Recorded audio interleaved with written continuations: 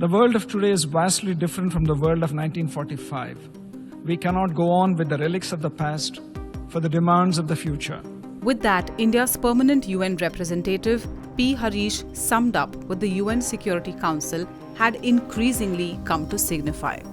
A body whose very credibility and legitimacy will be called into question if it doesn't reform. The reform of the UN Security Council was once again identified as a critical and immediate priority at the Summit of the Future discussions by our leaders. However, in spite of several decades of collective reiteration of this sentiment, it is disheartening that we have had no results to show in this regard since 1965. The Council's membership was expanded from 6 elected members to 10 in 1965. In today's interconnected world, Mr. President, a more equitable council is very essential. The legitimacy and credibility of the UN must be preserved by updating it. This is what India has been pushing for, a UN Security Council that's more representative. The 15-nation UN Security Council was founded in 1945.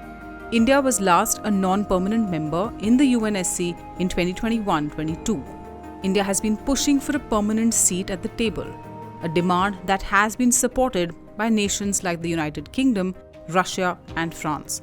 India has stressed that without reform, the Council would not reflect the contemporary geopolitical realities. In our view, we need to critically examine the following factors and the role they have played in undermining any progress on this matter.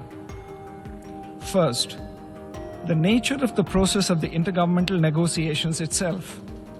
16 years since its inception, the IGN remains largely confined to exchanging statements, speaking at rather than with each other. No negotiating text, no time frame, and no defined end goal. Second, there is the argument pushed by a select few countries who favor the status quo of consensus.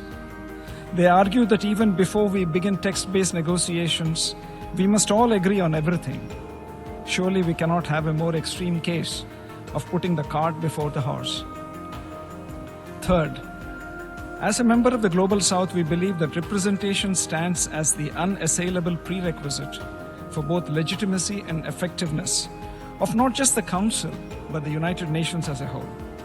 Younger multilateral frameworks have been much more adaptive and nimbler on their feet. An example is the G20, which under India's presidency last year welcomed the African Union as its member. This is proof that with political will, change is indeed possible. As the UN gets ready to celebrate its 80th anniversary next year, India has also struck a note of caution. The development of a consolidated model based on convergences should not lead to a race to the bottom to trace the lowest common denominator. Convergences are not consensus. There is every danger that the search for such a lowest common denominator might be used as a smokescreen to attempt a mere tinkering of the existing framework of the UN Security Council and terming it as a major reform.